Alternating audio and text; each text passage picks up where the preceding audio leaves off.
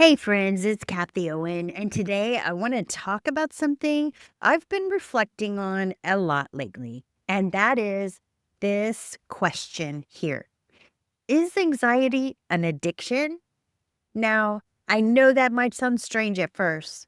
Anxiety feels like more like something we suffer from, not something we choose. But hear me out. When anxiety becomes chronic, when it loops in our bodies and minds day after day, reacting to the same thoughts, the same fears, the same physical patterns, it starts to look a lot like an addiction. And just like any addiction, breaking free requires awareness, self love, and a new relationship with our thoughts and feelings.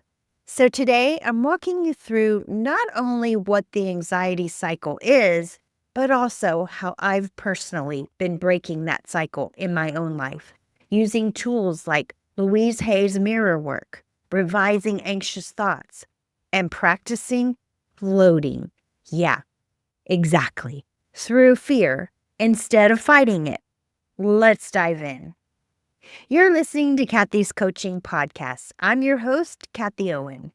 First, let's talk about what is the anxiety cycle.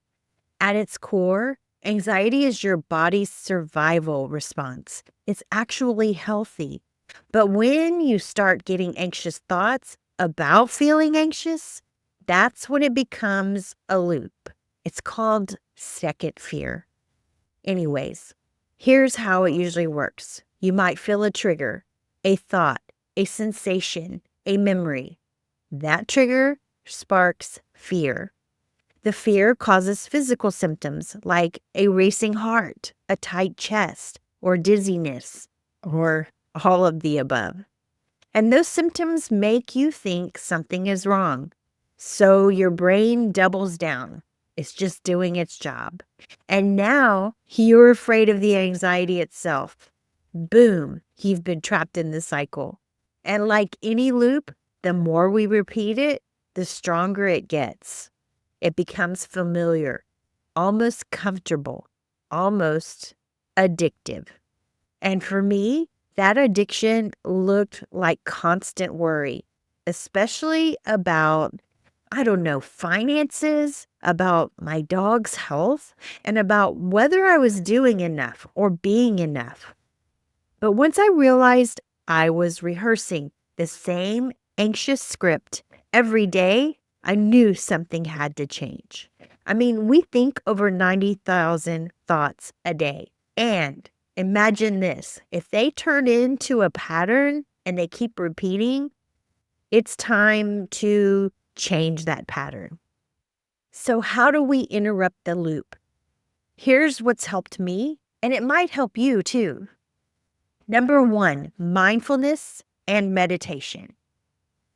There's this thing called floating. It is inspired by Dr. Claire Weeks' work, and I learned to face the fear, accept it, float through the feeling, and then let time pass. When I'm anxious now, I picture myself floating on my back in a gentle river.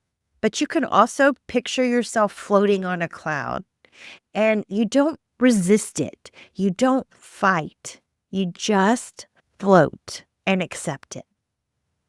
Meditation in nature has been a game changer. I sit by a pond near my house. I live near a golf course.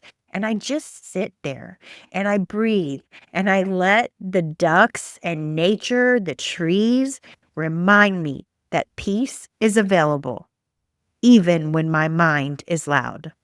Number two is physical activity. Exercise releases built up adrenaline and tension, but I don't push myself anymore. I move my body with kindness, with walks, gentle workouts, yoga stretches.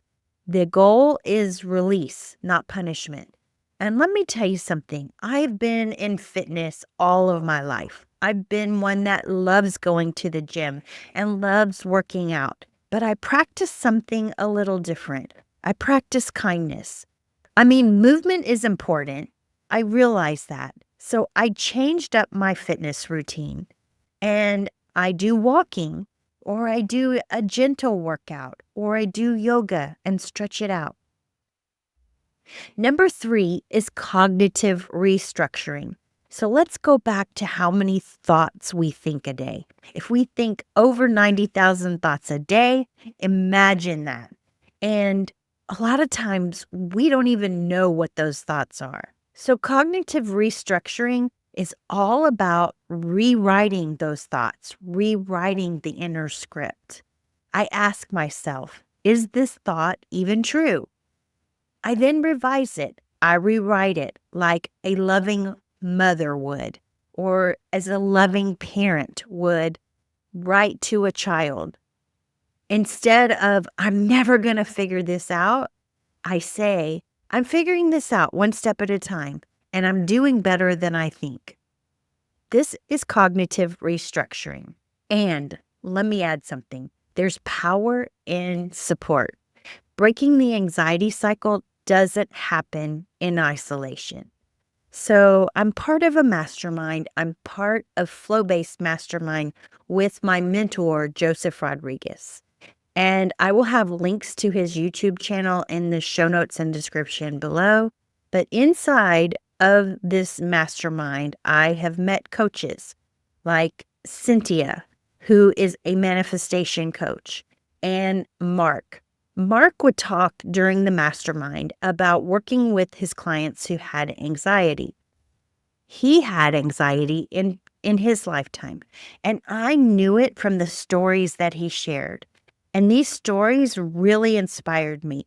And I reached out to him, and Mark is the one who taught me about floating, who taught me about these things. And I'm breaking out of that cycle.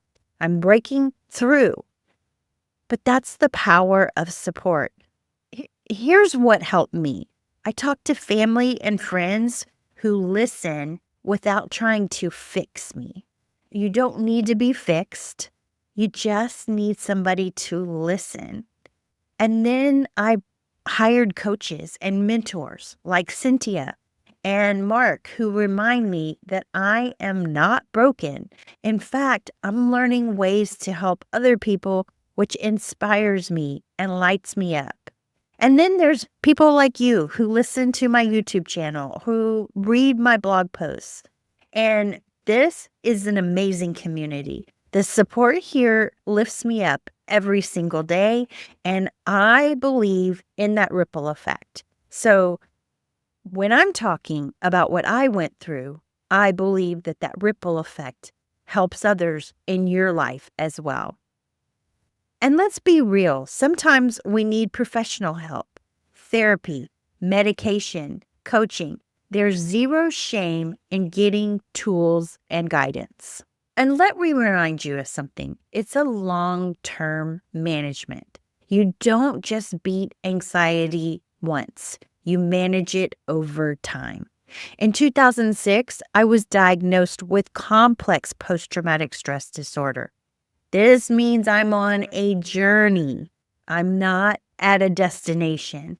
And what helps me is helping other people as well. And that's how it works. And it's just such a blessing. Again, you don't beat anxiety once. You manage it. You manage it. And you manage it over time. So there's daily self-love practices. Looking in the mirror, like I talked about with Louise Hay, and saying, I love you. You're safe. I got you. Journaling, gratitude, and thought revision several times a day. Trigger awareness. I now expect certain things to bring anxiety, so I prep my mind ahead of time, like a mental umbrella in a forecast of rain. Anxiety is not a flaw, it's just your nervous system doing its best to protect you. But when you treat yourself with compassion, you shift from surviving to thriving. And I have to tell you a story here about one of my mentor's clients. So he coached this client who hired him because she was stressed out about college. She had anxiety over her college classes.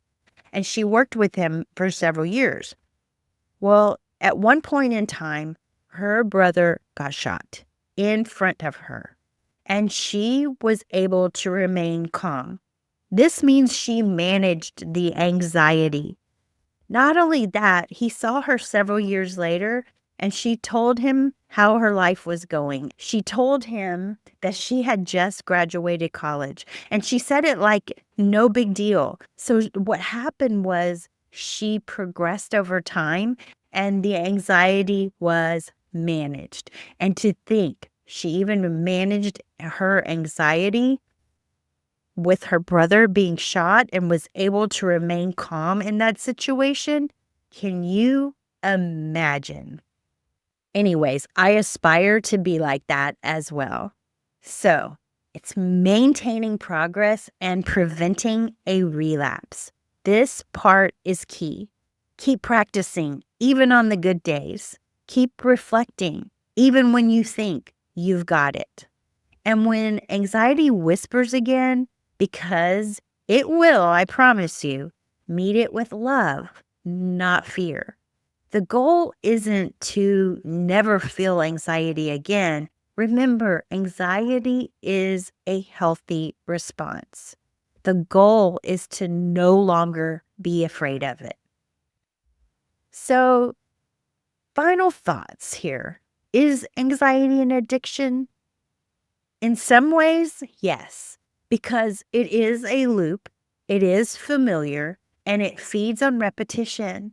But guess what? So does healing.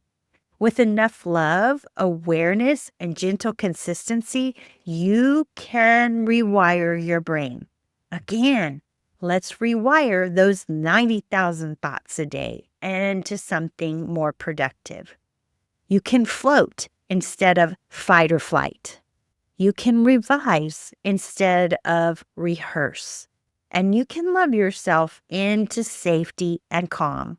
And if I can do it, you can too. All right. Thank you for listening today. If this resonated with you, please share it with someone who might need a little hope. And remember, you are not your anxiety. You are love, you are light, and you are free. And also remember, inside every video I do, I include a blog post that has links to all the things I talked about in the video today, including bonus resources. So be sure to check that out in the show notes and description below. And until next time, keep showing up for yourself, one floating breath at a time.